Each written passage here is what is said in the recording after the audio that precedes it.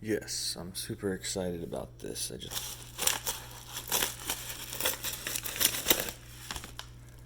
This one I'm real excited for. Oh yeah. That's it. Kershaw's Blur. And this is the Tanto version.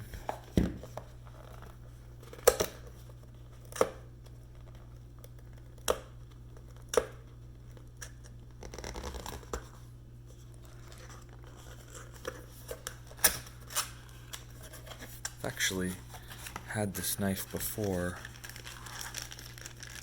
and really liked it for several reasons.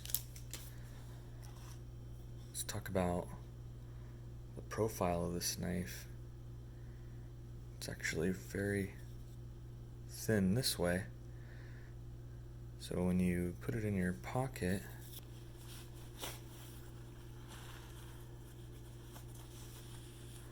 it's not too bulky, doesn't take up a whole lot of pocket space there. Another feature I like is I love this texture here.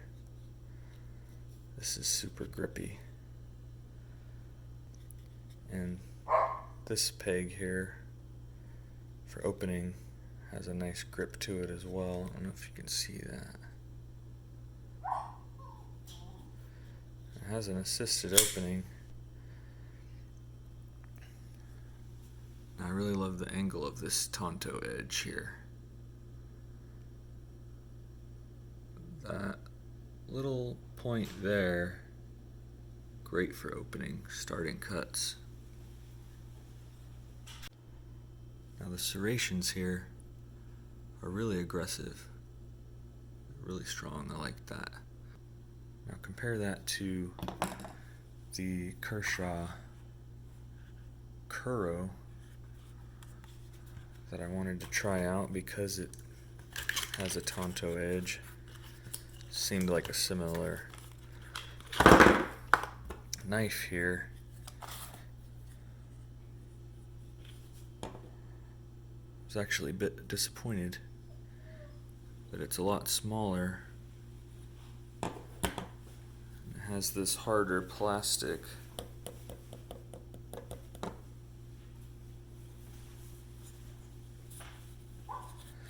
That I almost felt like is gonna slip on my skin. And I don't love the index opening style. I prefer to use my thumb because it's such a tiny movement here as opposed to dragging your, taking your index off the grip and putting it over here and risking this swinging out, as it doesn't have a really good grip to it. Now the blade's also smaller, narrower, and this angle, I thought the angle was wider. Maybe it's not. Maybe it's just curved more on this end. It takes a lot of the bulk out of the blade. The serrations certainly aren't as aggressive either with those teeth. And right now this Blur is a $70 knife and this one's a $30 knife. For me, because I really prefer the advanced features on this one, is definitely worth it. Christmas coming up, this one's gonna be a gift for somebody else. Now, some other details you might notice is that the Blur, you can actually see right through it. That's gonna make it a lot easier to clean once it gets some dirt and some lint in there. Where the Kuro has this backing on it, so when it comes time to clean it, you're gonna have to get something you can dig it out with. Something else you might notice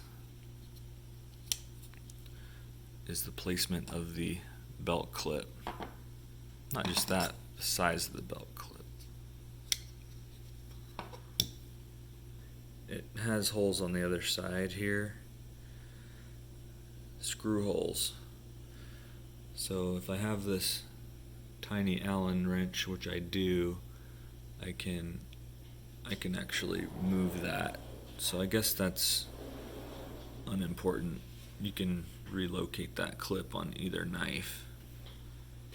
It's actually a T6 torque screwdriver is the one that fits that. Now I suppose while I'm doing this, I could also compare some of the features to another Tanto style pocket knife. The Recon 1 by Coldsteel is a much bigger knife, not much heavier, it's still lightweight. It's a lot different in style.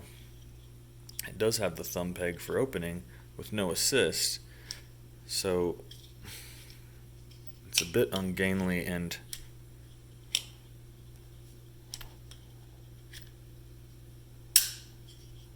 I don't feel super confident flicking it open.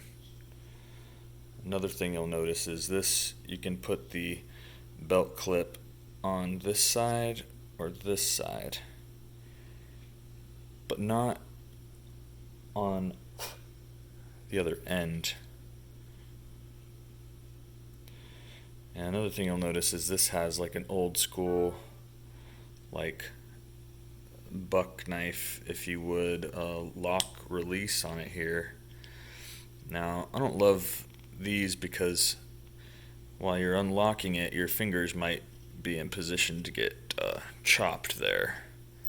You might want to be using two hands as you do that, whereas with the simple thumb lock release, you're always, I mean, you could chop your fingers if you wanted to as well, but the Blur, you're always holding it as you would, whether you're opening it or whether you're closing it.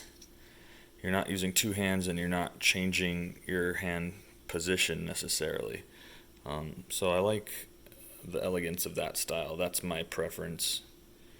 I'm sure everyone has a different preference. I am going to go ahead and flip that around so that when I pull the knife out of my pocket, it's already in position, as opposed to having to pull it out and then spin it around.